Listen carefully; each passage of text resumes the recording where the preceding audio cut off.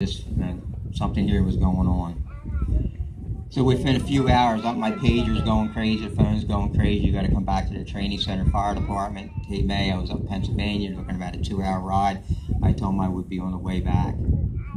I got back to the firehouse. We had been in contact with Governor's Island Fire Department, which they still had at that time, and they were putting crews together to assist New York City firefighters from Governor's Island. So we went up as a task force, a group of firefighters from the Coast Guard base, Cape May City, Wildwood City, Wildwood Crest, and some other ones. We all went up. We all went up to Sandy Hook, New Jersey. And from Sandy Hook, New Jersey, we went over by boat over to Governor's Island. And it was kind of a weird feeling because by the time we got up there, it was dark. And just to look out in front of the water where Sandy Hook was just a sea of blue lights. And in the distance, you could see the smoke rising from the towers. And across one of the bridges going across, I don't know if that's New York Harbor, I'm not really sure. But it was just a sea of red lights flashing. So you know your work was cut out for you. When we first got to the firehouse, one of the first things we had to do was close the windows and doors because the fire station was filling up with all the soot, dust, and whatever else was coming into the fire station. And then we broke up into groups. And then we would do anywhere from 12 to 16 hours looking for our brothers. And when we say brothers, I could be from XYZ Fire Department, helping a guy right next to me from New York City Fire Department or Jersey City. It didn't make any difference at all. We all pitched in. We all were after the same common goal. Some of the things that really jumped out to me, first area we went to, we were picking up a lot of the fuselage from the aircraft. That was one of our first assignments. And from that area, we could see multiple New York City fire apparatuses that were severely damaged, still hooked up to the fire hydrants, pumping water, no one around. And another thing that really jumped out on me was the hundreds or thousands of shoes that you could find. You know, you found ID tags. What really got me were the shoes, all nicely tied. And what comes to your mind? Where's all the people? Where's all these people? I see hundreds and thousands of shoes, but where is everybody?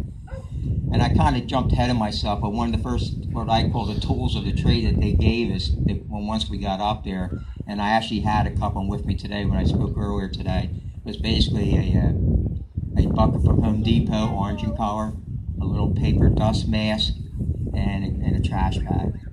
And I'll let you think to yourself what those items were used for.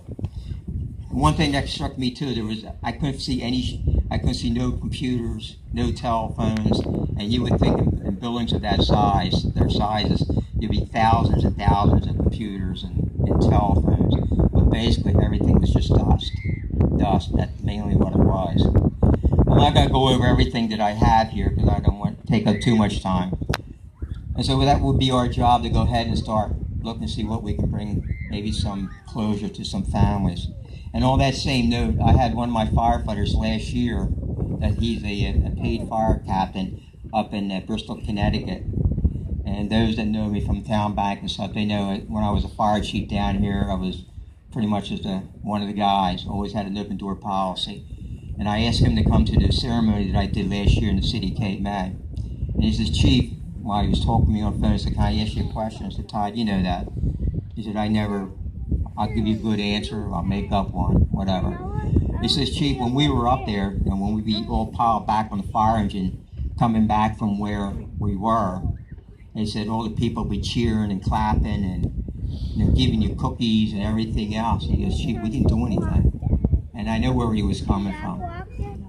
And I had to kind of think of something real quick being a supervisor.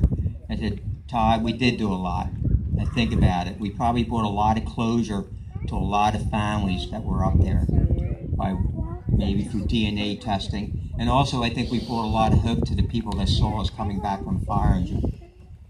That's figured there must be some good out of all this badness that we see. They see these guys going in there and doing their best and coming back, then maybe some good will come out of this somehow. It was hard, real hard. And one other little story I always like to share. I shared this today. I'm not going to, everything I have here, I'm not going to go over, but one little story that sticks out in my mind. And it may not make sense to anybody. Maybe it don't make sense to me anymore either.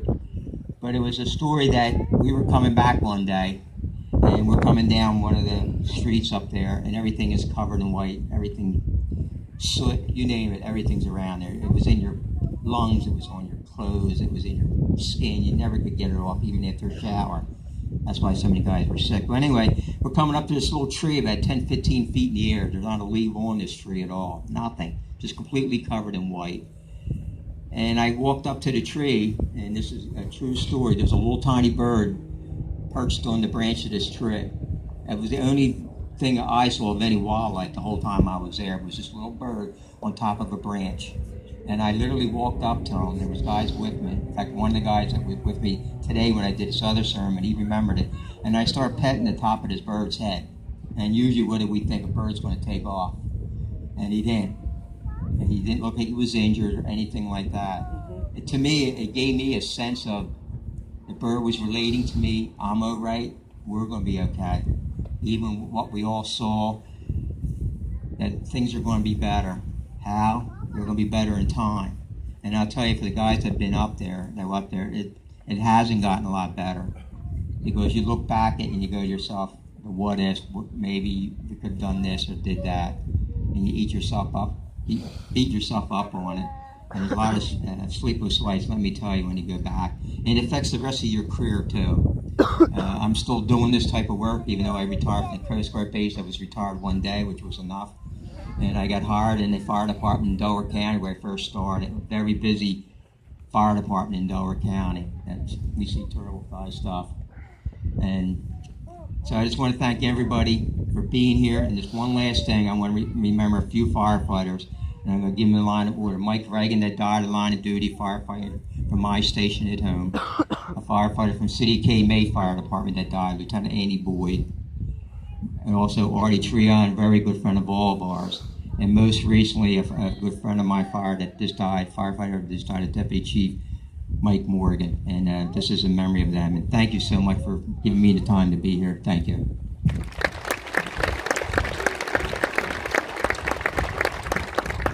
Thank you.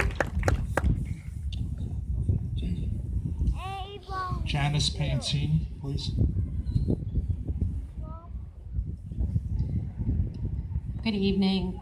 Before I begin, I'd like to introduce my father. He would like to say a few words. Mommy.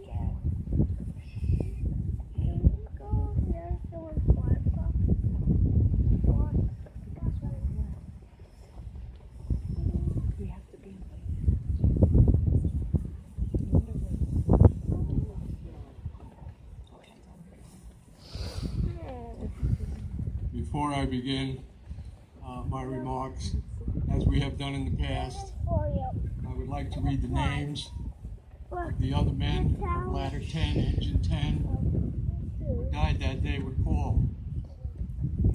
Captain James Corrigan, Lieutenant Greg Atlas, Lieutenant Stephen Harrell, whose brother died that day also, firefighter Jeffrey Olson, firefighter Sean Talon.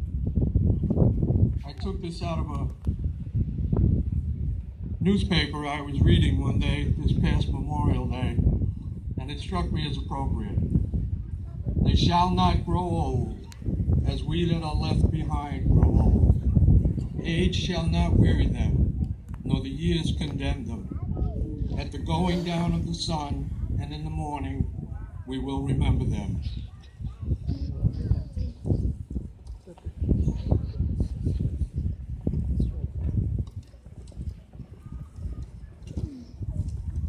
Even though 15 years has passed, time will not and can never diminish the memory of the 343 firefighters who gave what Lincoln called the last full measure. We will never really know of the untold acts of bravery, courage, kindness, and compassion those ordinary men did on that extraordinary day. They were fathers, uncles, brothers, cousins, and maybe even a few grandfathers who answered the call on behalf of my daughter Janice and her children, PJ, Anna, and Claire.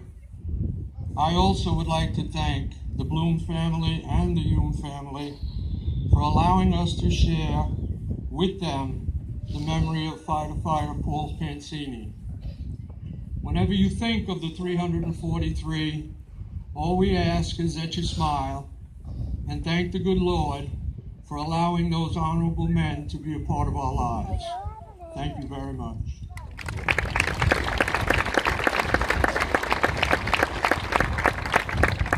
The best dad ever.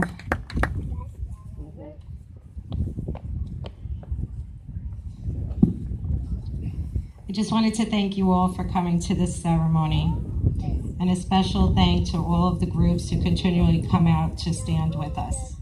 I would like to also thank the Human Bloom family for continuing this ceremony. Thank you to my family and friends for your support through the years, and to my children for keeping laughter and light in our lives.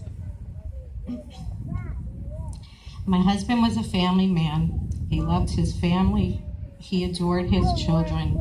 He was always there to lend a helping hand and had a wicked sense of humor. He loved his country and he loved his job. We miss him every single day. 15 years later, we gather here to honor him and all of those who were murdered on September 11th. Let us never forget them. Let us live our lives, but never forget. I pray that we stand united as a country as we did following the attacks. Let's support our first responders, our troops, our veterans, and all of their families. Thank you once again for taking the time out of your day to show your respect and to honor them. God bless America.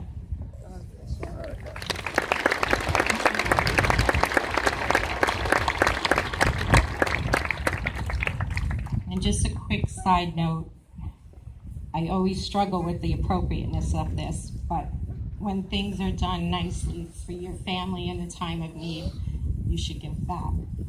So after the ceremony, if anyone is interested in just making a donation or buying a t-shirt or a sweatshirt, there's a stand at the end of the sidewalk, and all the proceeds go to Wounded Warriors Project. Thank you.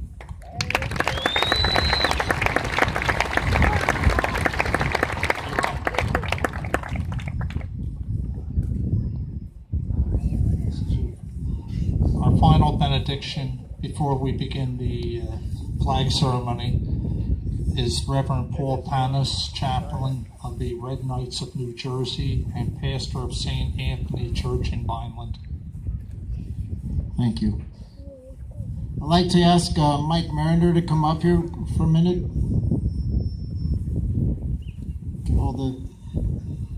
I brought a piece of the beam from the Twin Towers because I was there the first night and many nights after that consecutively. So when I do the prayer, I want a brother to hold this with me on behalf of all of us. Thank you. Thank you, Your Honor. Thank you, all of you. Before I do the closing prayer, the benediction before the flag ceremony, this morning at church, I was thinking about what to say about today that hasn't been said or re-said or reworded. And then I thought of Janice and them and the kids here. What about the families? We don't sometimes remember the families because they're still around. They're still grieving, but they're moving on, and I'm proud of you for that.